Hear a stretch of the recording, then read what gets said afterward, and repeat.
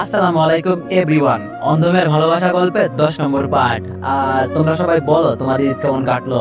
আশা করি তোমাদের ঈদ সবারই ভালো কাটছে, আর তোমাদের দোয়া এবং ভালোবাসায় আমার ঈদ অনেক সুন্দরই কাটছে। তো যাই হোক, তো চলো বেশি কথা না কইয়া গল্প শুরু করা যাক। কিছুক্ষণ খাবার পর আমার মনে হলো যেন আমার গলা জ্বলে যাচ্ছে। কাটা শরীরে মরিচ দিলে যেমন লাগে, আমারও ঠিক একই অবস্থা হয়েছে। কোনো কথা বলতে পারছি না, প্লেটে খাবার শুধু নাড়াচাড়া করছি। আর আমার ভেতরটা জ্বলে পুড়ে ছাই হয়ে যাচ্ছে, গলার ভিতরে আগুন জ্বলছে মনে হচ্ছে। আমি এতক্ষণে বুঝতে পারছি পাখি আমাকে আদর করে কেন মাছের মাথাটা দিল। এখানে যে বিষ দিবে তা আমি জানতাম না। আচ্ছা রিয়া আপু, মানুষের বিষের জ্বালা বেশি নাকি প্রতিশোধের বিষের জ্বালা বেশি? পাখি আমার দিকে তাকিয়ে এই কথাটা বললো। রিয়া খাবারের প্লেট থেকে মাথা উঠিয়ে বলল, হঠাৎ এই কথা বললি কেন? খাবারের সময় কোনো কথা না, সবাই চুপচাপ খাও। সবাইকে থামিয়ে দিয়ে রাসেল এই কথাটা বললো। পাখি আমার পিছনে দাঁড়িয়ে বলল, কি হয়েছে ভাইয়া, খান না কেন? আমার মুখ দিয়ে কোনো কথাই বের হচ্ছে না, এত কষ্ট হচ্ছে আমার বলার বাইরে। কিভাবে যে সহ্য করছি সেটা শুধু আমিই জানি। পাখি যে আমার সাথে এমন করবে আমি জানতাম না। খুব ভালো মনে করতাম ওকে, কিন্তু ও ভাবতেও কষ্ট হচ্ছে। আপু আমার দিকে তাকিয়ে বলল, কি রে খাস না কেন? আমি বাম হাতে আপুকে ধরে খুব কষ্ট করে বললাম, আপু একটু সাইডে আসবি? পাখি আমাকে ধমক দিয়ে বলল, কোথাও যাওয়া হবে না, আগে খাবেন পরে যাবেন। আমি এবার আপুকে জোরে ধরে সাইডে নিয়ে আসলাম। পাখি আমার দিকে তাকিয়ে একটা হাসি দিল। টেবিলে বসে থাকা সবাই আমার ব্যবহার দেখে অবাক হয়ে তাকিয়ে আছে। আপু আমার হাত ছাড়িয়ে বলল, কি হয়েছে তোর? আমাকে খেতেও তো দিলি না। আমি গলায় হাত দিয়ে চেপে ধরে বসে পড়লাম। চোখ দিয়ে আপনা আপনি পানি পড়তে লাগলো। আপু আমাকে ধরে বলল, কি হয়েছে ভাই, তুই এমন করছিস কেন? আপু আমার খাবারে বিষ মিশিয়ে দেওয়া হয়েছে, আমি আর সহ্য করতে পারছি না। আপু আমার চোখের দিকে তাকিয়ে বলল, এটা তোর মজা করার সময়, চল খেয়ে টিয়ে পরে মজা করিস। তোরে আমি চিনি না বুঝি? ছোটবেলায় এরকমের দুষ্টমি করতে আমার সাথে, আজও আমার মনে আছে। এখন তো বড় হলি, এখন এসব করিস না, লোকে দেখলে কি বলবে? আমি আর সহ্য করতে পারছি না। কান্না করতে করতে বললাম, এই বাসায় সবাই বেঈমান। সামান্য একটু ঝগড়া হয়েছে পাখির সাথে, আর আজকে আমাকে খাবারের সাথে বিষ মিশিয়ে দিল। আর তুইও আমাকে এটা নিয়ে মজা করছিস? চলে যা এখান থেকে, আমাকে মরতে দে। আমি মরলেই তো তোদের শান্তি হবে, তাই না? এবার আপু সিরিয়াস হয়ে কান্না দৃষ্টিতে আমার দিকে তাকিয়ে বলল, ওকে তো আমি ছাড়বো না, আগে তোরে হাসপাতালে নিয়ে যাই। একটা রিক্সাতে আপু আমাকে ধরে হাসপাতালে নিয়ে যাচ্ছে। হাসপাতাল কাছে থাকার কারণে এতটা দেরি হয় নাই, আমাকে সরাসরি ইমার্জেন্সিতে নিয়ে যাওয়া হয়। ডাক্তার কিভাবে আমার বিষ বের করছে আমি সব দেখতে পাচ্ছি। সবকিছু শেষে ডাক্তার আমার দিকে তাকিয়ে বলল, এখন তুমি বিপদ মুক্ত। আর বিষ খেলে কেন? ডাক্তারের কথায় আমি শুধু একটা হাসি দিলাম, এছাড়া আর কোনো ভাষা ছিল না আমার কাছে। ডাক্তার চলে যাওয়ার পর আপু রুমে প্রবেশ করলো। আপু আমার মুখের উপর তাকিয়ে বলল, এখন কেমন লাগছে তোর? আমি বললাম, এই তো একটু ভালো লাগছে। আপু বলল, আচ্ছা এখন বল, পাখি কি তোরে সত্যি? আমি একটু রেগে বললাম, ও আমার কথা বিশ্বাস করছিস না? তবে শোন, আমি খুব সুন্দর করে খাবার খাচ্ছিলাম, আর পাখি যখন মাছের মাথা দিল এরপর থেকে আমার এই অবস্থা। আপু চোখ মুখ লাল করে বলল, আমার ভাইকে বিয়ে দেওয়া, ওকে আজকে আমি বাড়ি থেকে বের করব, তুই শুধু দেখে যা। আমি হেসে দিয়ে বললাম, এখন তোর একটা আলাদা পরিবার আছে, আমার কথা চিন্তা করিস না। আর তাছাড়া পাখির কোনো দোষ নেই, সব দোষ আমার। ছোট্ট একটা অ্যাড চলবে, তোমরা চাইলে স্কিপ করতে পারো। ওয়ানেক্স হচ্ছে সবচেয়ে বিশ্বস্ত বুকমেকার, যা পিএইচডি এবং সিরিয়া অ্যাপের অফিসিয়াল পার্টনার। এই অ্যাপসে আপনি cricket, football, tennis live match দেখতে এবং তাদের স্কোর ভবিষ্যৎবাণী করে সহজেই অর্থ উপার্জন করতে পারবেন। সেই সাথে বিএমডব্লিউ গাড়ি, আইফোন, ল্যাপটপ এবং আরো অনেক নগদ পুরস্কার জেতারও সুযোগ রয়েছে। এই অ্যাপটিতে আপনি class crystal, under and over 21 ইত্যাদি গেম খেলে সহজেই আয় করতে পারবেন। আপনি বিকাশ, নগদ, রকেট ব্যাংক, ক্রিপ্টো, পেপল এবং অন্যান্য সহজ পদ্ধতির মাধ্যমে সহজেই আপনার ডেটা টাকা তুলতে পারবেন। এখানে আপনি 24 ঘন্টায় 7 দিন গ্রাহক সহায়তা পাবেন। তাই এখনই পিন কমেন্টে লিংক ব্যবহার করে রেজিস্ট্রেশন করুন, অথবা গুগলে ওয়ানেক্স সার্চ লিখে রেজিস্ট্রেশন করুন। আর হ্যাঁ, রেজিস্ট্রেশনের সময় আমার প্রোমো কোড VOTA7 ব্যবহার করে প্রথমবার ডিপোজিটে 20,000 টাকা পর্যন্ত পান। আমি কেন এখানে আসছি বিশ্বাস কর আপু, আমি এখানে আসতাম না, শুধু রিয়ার জন্য এখানে আসা আমার। আপু বলল, ভাই এভাবে বলিস না, আমি বেঁচে থাকতে তোর কিছুই হবে না, তোর দুলাভাইকে বলছি খুব তাড়াতাড়ি চলে আসবে। আমি বললাম, আপু এইসব কথা কাউকে বলার দরকার নেই, বাদ দে, আর বিশেষ করে দুলাভাইকেও না। আপু অবাক চোখে আমার দিকে তাকিয়ে প্রশ্ন করলো, কিন্তু কেন? আমি বললাম, আপু কোনো কিন্তু নাই, আমি যা বলছি তাই কর, আমি চাই না আমার জন্য কোনো ঝামেলায় পড়িস তুই। এর মাঝে দুলাভাই রুমে প্রবেশ করলো। কি হয়েছে দীপু তোমার, হঠাৎ করে হাসপাতালে? আমি আপুকে ইশারা করে বলে দিলাম কিছু একটা বলে কাহিনী শেষ করতে। আপু দুলাভাইকে বুঝিয়ে বলল, হঠাৎ নাকি ওর শরীর খারাপ লাগছে, এর জন্য হাসপাতালে নিয়ে আসা। আর ডাক্তার বলল, না খাওয়ার কারণে এই অবস্থা। রাসেল বেশ রেগেই বলল, তোমার কাছে টাকা নাই, তাই বলে তুমি আমাদের বাসায় থাকো না, আমাদের বাসায় থেকে তুমি না খেয়ে আসো। ছি, এর থেকে লজ্জার বিষয় আর কি বা হতে পারে? আমি একটু লজ্জা অনুভব করে বললাম, এমনি আপনারা আমার জন্য অনেক করেছেন, তাই আমি আর বাড়তি কোনো কষ্ট দিতে চাই না আপনাদের। রাসেল পকেট থেকে একটা কার্ড বের করে বলল, এখানে অনেক টাকা আছে, যত টাকা তোমার লাগে ইচ্ছা মতো খরচ করো। আমি ফিরিয়ে দিয়ে বললাম, লাগবে না ভাইয়া। রাসেল ধমক দিয়ে বলল, রাখো বলছি, আর আমি ডাক্তারের সাথে কথা বলে আসি। আপু তাড়াতাড়ি রাসেলের হাত ধরে বলল, তোমাকে কিছু বলতে হবে না, আমি ডাক্তারের সাথে কথা বলে আসছি, ডাক্তার বলেছে কালকে সকালে ওকে নিয়ে যেতে। আমি এর মাঝে বলে দিলাম, আপু তোমরা চলে যাও, আর সকালে এসো তাহলেই হবে। রাসেল আপুকে প্রশ্ন করলো, ছেলেটা একা একা থাকতে পারবে? আমি বলি, তুমি চলে যাও, আমি আসি। আমি বললাম, না ভাইয়া, আমি একা একা থাকতে পারবো, আপনারা চলে যান। রাসেল আপুর হাত ছাড়িয়ে বলল, তুমি একটু থাকো, আমি ওর জন্য খাবার নিয়ে আসি, যদি রাতে কিছু খেতে চাই। এই বলে রাসেল বাইরে চলে গেল। আমি বললাম, আপু এই কার্ডটা তুই রাখ, আমার লাগবে না। আপুর হাতে কার্ডটা দিয়ে বললাম। আপু বলল, না তুই রাখ, এটা তোর দুলাভাই দিয়েছে উপহার হিসাবে। আমি একটা হাসি দিয়ে বললাম, আপু আমার কাছে যেই টাকা আছে এগুলো আমার কাছে কিছুই না। আপু বলল, বাবা আমার ভাই দেখি আজকাল খুব বড় লোক হয়ে গেছে। আপুর সাথে কিছুক্ষণ কথা বলতে বলতে রাসেল ভাইয়া চলে আসলো। দেখতে দেখতে আপু আর দুলা ভাইও আমাকে রেখে চলে গেল। একা একা শুয়ে চিন্তা করছি, আমার সাথে কেন এমন হয়, কি অপরাধ ছিল আমার। সকালে ঘুম থেকে উঠে বেডে শুয়ে শুয়ে ফোনে গেম খেলছি। কি খবর দীপু, কেমন আছো? তাকিয়ে দেখি রিয়া আর সাইমন এসেছে, আর ভিতরে ঢুকতে ঢুকতে রিয়াই কথাটা বললো। আমি মাথা ঘুরিয়ে বললাম, এই তো ম্যাম, অনেকটাই ভালো। রিয়া এবার রেগে বলল, আমাদের বাসায় থেকে তোমার খাবারের অভাব হয়, লোকে শুনলে কি বলবে? সি, তুমি আমার বডিগার্ড, আমাকে তো একবার বলতে পারতে। মানলাম তোমার পকেটে টাকা নাই, আমাকে বললে কি হতো। রিয়ার সাথে সাইমন তাল মিলিয়ে বলল, রিয়া তো ঠিকই বলেছে, নইলে আমাকে বলতে, তুমি আমার গার্লফ্রেন্ডের বডিগার্ড, তোমার একটা আলাদা সম্মান আছে আমার কাছে। মনে মনে বললাম, সম্মান তোর পেছন দিয়ে থাক, বললাম না, এটা পাবলিক প্লেস, পরে জনগণ আমাকে ধরে কেলাবে। এবার আমি একটু অপরাধ বোধ হয়ে বললাম, সরি ম্যাম, লজ্জায় কিছুই বলতে পারিনি আপনাদের। থাক থাক, আর লজ্জা পেতে হবে না। রিয়া সাইমনের হাত ধরে এই কথাটা বলল, যেটা দেখে আমার শরীর জ্বলে যাচ্ছে। আমি বললাম, আজকে কোথাও কি যাওয়া হচ্ছে ম্যাম? কোথায় যাবো আর না যাবো সেটা শুনে তুমি কি করবে? রাগে শুনে সাইমন এই কথাটা বললো। আমি রিয়ার দিকে তাকিয়ে বললাম, কোথাও যাবেন কি যাবেন না সেটা দেখার বিষয় আমার না, আমি শুধু ম্যামের বডিগার্ড, তাই ওনার খোঁজ খবর নেওয়া আমার কর্তব্য। রিয়া একটা হাসি দিয়ে বলল, এই না হলে আমার বডিগার্ড অসুস্থ হয়েও আমার খোঁজ খবর রাখে। আমি রিয়ার দিকে তাকিয়ে বললাম, ম্যাম আপনার সাথে আমার আলাদা কিছু কথা ছিল। সাইমন বলে উঠলো, হ্যাঁ তো বল, তোরে কে না করছে? আমি বললাম, আপনার সামনে বলবো না, এটা ম্যাম আর আমার বিষয়। রিয়া সাইমনকে শান্ত করে বলল, তুমি একটু বাইরে যাও, আমি আসছি। চোখ মুখ লাল করে সাইমন বলল, কিন্তু। রিয়া সাইমনকে বের করে দিয়ে বলল, 5 মিনিট দাঁড়াতে পারবে না? একটু অপেক্ষা করো বেবি। সাইমনকে বিদায় করে রিয়া রুমে ঢুকলো। আমার দিকে তাকিয়ে বলল, সত্যি করে বল, তোর কি হয়েছিল? আমি বললাম, এই তো ম্যাম, না খাওয়ার কারণে। রিয়া এবার চোখ লাল করে বলল, ডাক্তার যে বললো। আমি হতাশ হয়ে বললাম, তাহলে সব জেনেই গেলেন? রিয়া বলল, তুই কি মনে করছিস আমি কিছুই জানবো না? আমি বললাম, বলতে চাই নাই, যদি কোনো ঝামেলা হয়ে যায়, আর আমি চাই না অযথা কোনো ঝামেলায় জড়াতে বা ঝামেলায় কাউকে ফেলতে। রিয়া বলল, তোর খাবারের মাঝে বিষ দেওয়া হয়েছিল। আমি আচমকা রিয়ার হাত ধরে বললাম, থাক ম্যাম, বাদ দেন, কাউকে কিছু বলতে হবে না। রিয়া আমার হাত ছাড়িয়ে বলল, পাখির এত বড় সাহস, ওকে আমি ছাড়বো না। এর মাঝে আমার জানালার কাছে চোখ পড়লো, দেখি সাইমন ভিতরে তাকিয়ে আছে, দেখছে আমরা কি করছি। এই তো সুযোগ পেয়েছি, এটা কাজে লাগাতে হবে।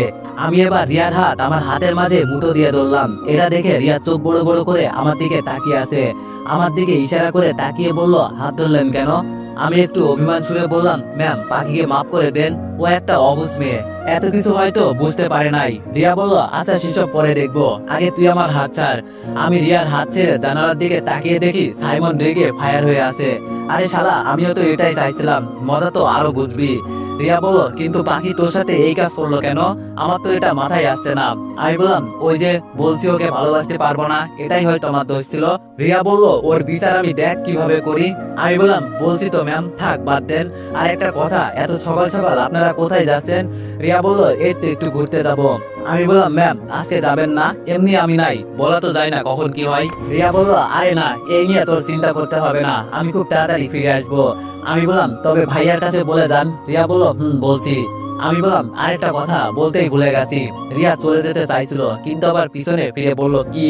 আমি বললাম, থাক ম্যাম, আপনার এই খুশিতে দুঃখের খবর দিয়ে লাভ নেই। রিয়া বলল, আরে বল, কি বলতে চাস? আমি বললাম, ম্যাম দীপুকে মারা হয় নাই, ও আবার ফিরে আসছে এই শহরে।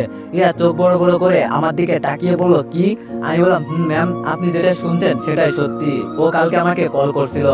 রিয়ার মুখে কোনো কথা নাই, চুপ করে দাঁড়িয়ে আছে। কি বলবে হয়তো ভাবতেও পারছে না। এমন একটা খবর আমার কাছ থেকে পাবে হয়তো আশা করে নাই। এর মাঝে সাইমন রুমে ঢুকে বলল, কি হলো রিয়া, এত দেরি হচ্ছে কেন? রিয়া এবার একটু ভয় পেয়ে বলল, কি হয়েছে? সাইমন আবার বলল, আমরা যাবো কখন, দেরি হয়ে যাচ্ছে তো। এই কথা বলে সাইমন রিয়ার হাত ধরে বাইরে নিয়ে যাচ্ছে। তবে রিয়া আমাকে কিছু বলতে চাইছে, হয়তো সাইমনের জন্য বলতে পারছে না। তবে আমি এটা শিওর, আজকে আর রিয়ার মনে কোনো আনন্দ থাকবে না। যেখানে থাকুক না কেন খুব তাড়াতাড়ি বাসায় চলে আসবে।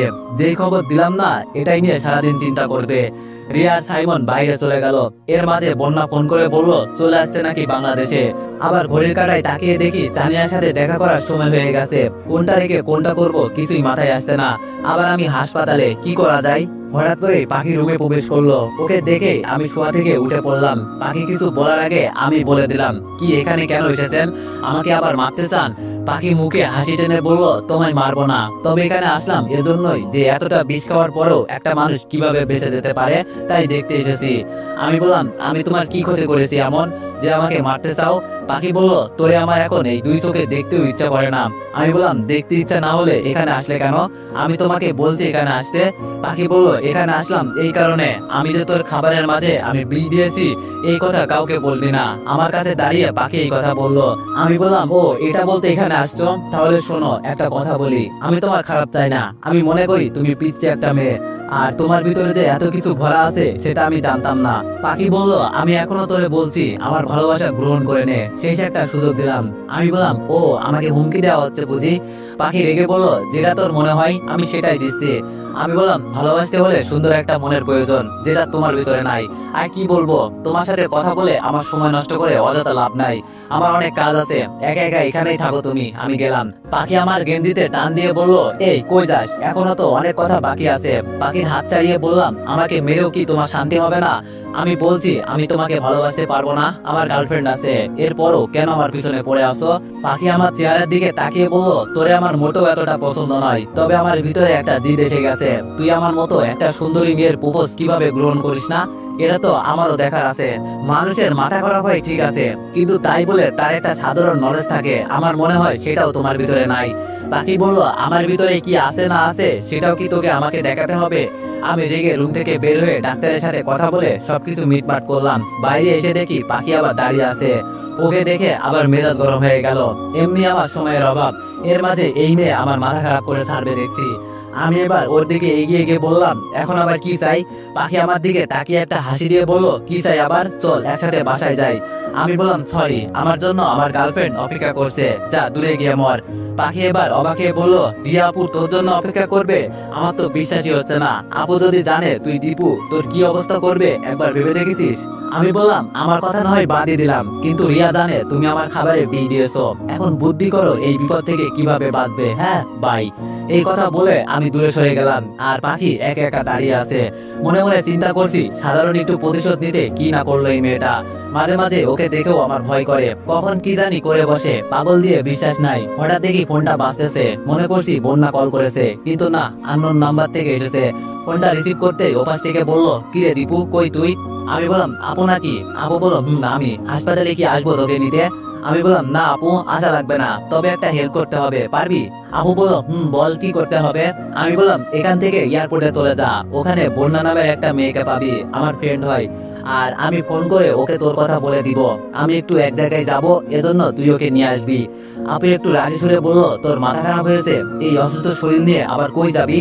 আমি বললাম, এই তো একটু তানিয়ার সাথে দেখা করতে যাবো। আপু বললো, কি? আমি বললাম, জি আপু, আর তুই বন্যাকে নিয়ে আমাদের বাসায় থাকতে দিবি, বলবি তোর বান্ধবী, আর আমি পরে সব দেখে নিব। আপু বললো, আচ্ছা সেই সব নয় বুঝলাম, কিন্তু ভাই তুই তানিয়ার সাথে কি করতে যাচ্ছিস? এই মেয়েটা কিন্তু এতটাও ভালো না।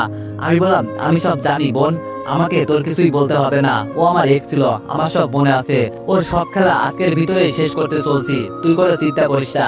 আপু বললো, কিন্তু ভাই। আমি বললাম, কোনো কিন্তু নাই, আমি সব পারবো, তোরে যেই কাজে যেতে বলছি যা, ও দাঁড়িয়ে আছে।